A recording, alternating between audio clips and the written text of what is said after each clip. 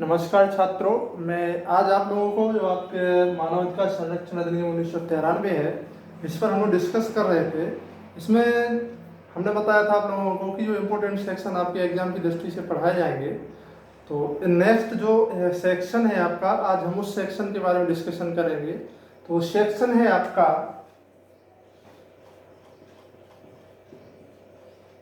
6। Section 6 क्या बोलती है? अध्यक्ष एवं सदस्यों की पदावधि। क्या बोलती है? अध्यक्ष एवं सदस्यों की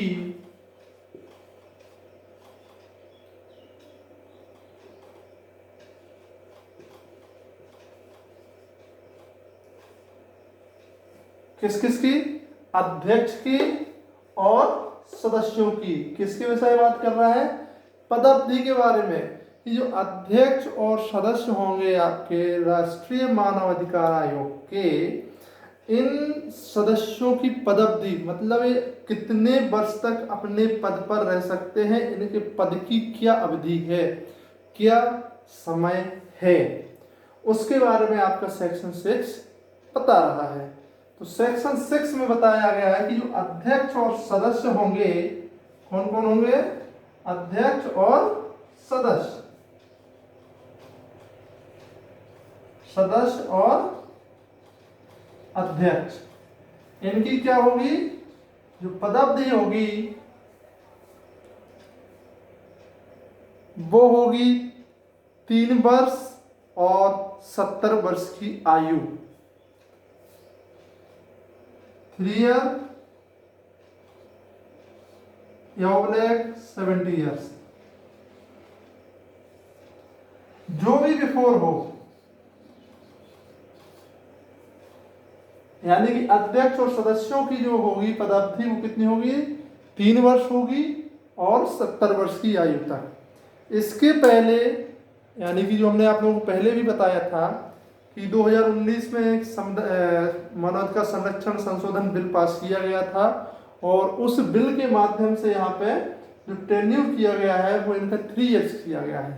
पहले जो यहाँ की कंडीशन थी वो थी 5 ईयर्स, यानी 5 साल और 70 वर्ष। अब बात करते हैं कि इनमें से जो भी पहले हो, मान लीजिए किसी व्यक्ति को मानव अधिकार आयोग का अध्यक्ष बनाया जाता है, और जब वह अध्यक्ष के रूप में नियुक्त किया जाता है तो उसकी आयु उस समय 68 वर्ष थी, और जैसे ही वो 70 वर्ष की आयु पूर्ण करता है उसको उसके पद से हटा दिया जाएगा, निर्मुक्त कर दिया जाएगा। तो वह व्यक्ति यह नहीं कह सकता है कि जो सेक्शन 6 है ह्यूमन राइट्स एक्ट का, उसमें तो पदावधि 3 वर्ष बताई गई है, अभी हमने तो कार्य किया है 2 वर्ष तक। तो ऐसा नहीं होगा। इसमें जो शब्द जोड़ा गया है बिफोर, यानी जो भी पहले हो। अगर वो 3 वर्ष की अवधि पहले हो जाती है, भले ही वो 70 वर्ष तक नहीं पहुंच पाता है, तो भी उसके पद से निर्मुक्त कर दिया जाएगा।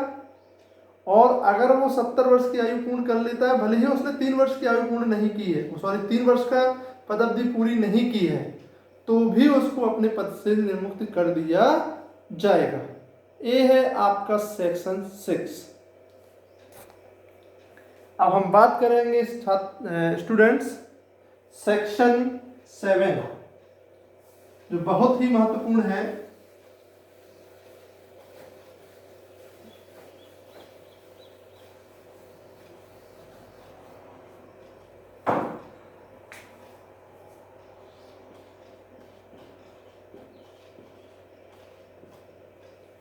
सेक्शन 7, सेक्शन 7 क्या कहती है?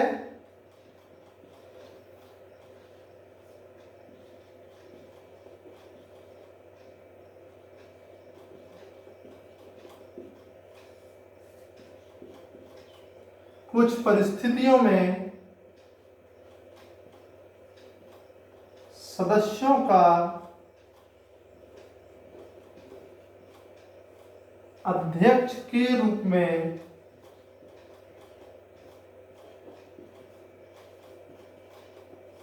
कार्य करना।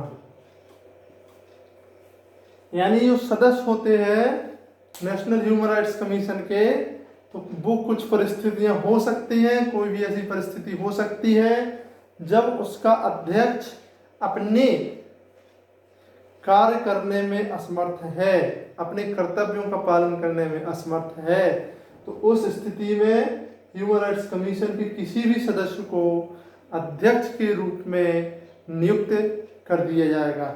अब ऐसा नहीं है कि वो नियुक्त किया जाएगा तो 3 वर्ष के लिए होगा या 70 वर्ष की आयु तक होगा, वो तो है, लेकिन कब तक के लिए? जब तक कि वो अध्यक्ष पुनः वापस नहीं आ जाता है। उसकी कई कंडीशन है, जैसे मान लीजिए अगर कोई मर गया है, कोई एक्सपायर हो गया है, तो बात अलग है, फिर तो जिसको अध्यक्ष बनाया गया है। लेकिन अगर कोई नया अध्यक्ष चुन के आता है, नियुक्त होके आता है, तो भी तो अपना कार्यकाल ग्रहण कर सकता है ना, अपना पद ग्रहण कर सकता है। तो जो कुछ परिस्थितियों में, जैसे वो अवकाश पे चला गया है, अपने कार्य करने में असमर्थ है, बीमार है, और भी कोई और आवश्यक कार्य हो सकते हैं, तो उतने समय के लिए अध्यक्ष के पद पे किसी सदस्य को नियुक्त कर दिया जाएगा। उतने समय के लिए कोई भी सदस्य जो है कमीशन का, वो अध्यक्ष के कार्यों को देखेगा। ये आपका सेक्शन 7। अब हम बात करते हैं सेक्शन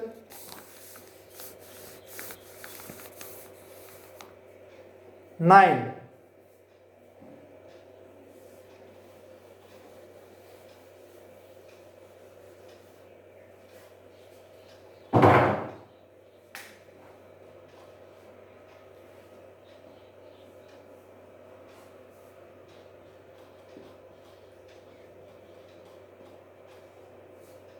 रिक्तियों के कारण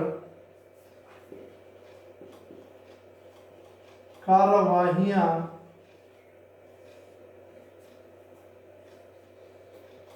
अविधिमान्य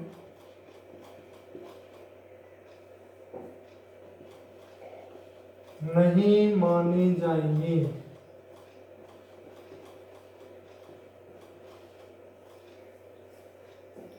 किसके कारण?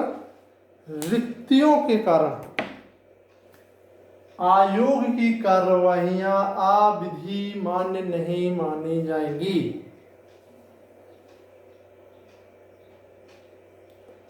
आयोग की कार्यवाही जो है केवल इस आधार पर अविधि मान्य नहीं मानी जाएगी, इलीगल नहीं मानी जाएगी कि उसमें किसी का पद रिक्त है। अगर अध्यक्ष का पद रिक्त है, सदस्य का पद रिक्त है, या जो उसके कमीशन के और मेंबर्स उनका कोई पद रिक्त है, तो इस पद रिक्ति के आधार पे आयोग की कोई भी कार्यवाही जो है वो अविधिमान्य नहीं मानी जाएगी। वो सभी कार्यवाही कैसी मानी जाएंगी? विधि मान्य मानी जाएंगी, और वो वही बल और प्रभाव रखेंगी जिस प्रकार से कोई विधि का प्रभाव होता है। मानो कि वह कार्य जो किए गए हैं वो अध्यक्षों की या सदस्यों की उपस्थिति में किए गए हो, इस तरीके का वो प्रभाव रखेंगे। उनकी रिक्ति के कारण जो कार्यवाही आयोग करेगा वो अविधिमान्य नहीं होंगी। सेक्शन 9।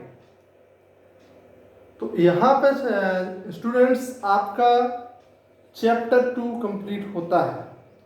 आगे हम बात करेंगे चैप्टर 3 की, जिसमें बताए गए हैं नेशनल ह्यूमन राइट्स कमीशन के फंक्शंस कौन कौन से हैं, उनके पावर्स कौन कौन से हैं।